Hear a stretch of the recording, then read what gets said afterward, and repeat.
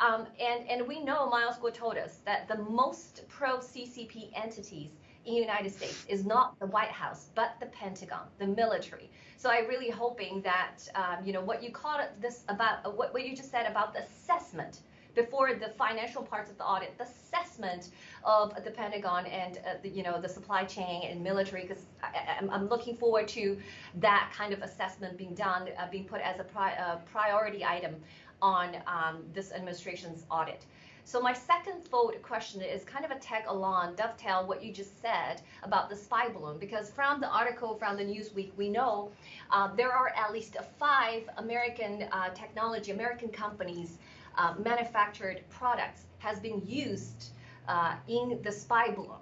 Although I'm sure there's a lot more, but at least 5 of them. So the article mentioned about the failure of export control ban the United States has put it against some of the blacklisted entity. Okay, so they talk about the efficacy and effectiveness of the export control. So my question to you, do you think that the United States can find a way to effectively curtail or stop the CCP lay their hands to the advanced and sensitive technology, given what has happened in the last little while into the NVIDIA story, the chips, the GPUs, and do you believe that American can basically just put a law and then basically law out the theft by the CCP?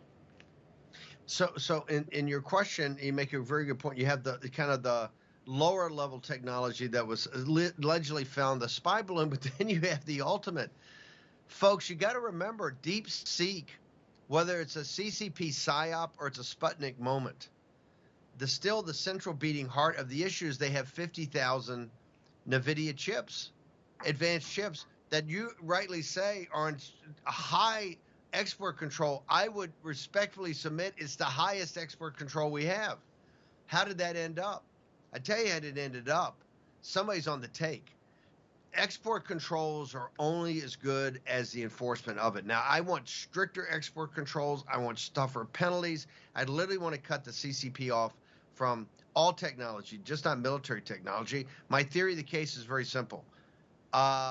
Westerners and people in the United States cannot take down the CCP. Impossible.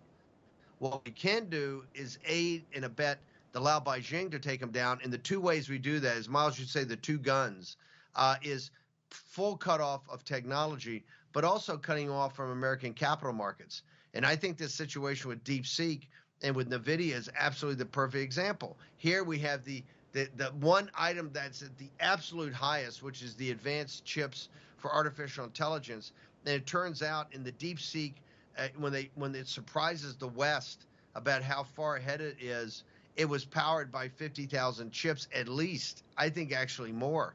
So no, the situation to me is that we have export controls. They should be much higher, but even the ones we have, it has to be much tougher penalties. There should be a massive investigation right now in NVIDIA, criminal investigation. Those people are guilty of treason. They should be brought in and they should be tried for treason. And the penalty for treason in our country is death.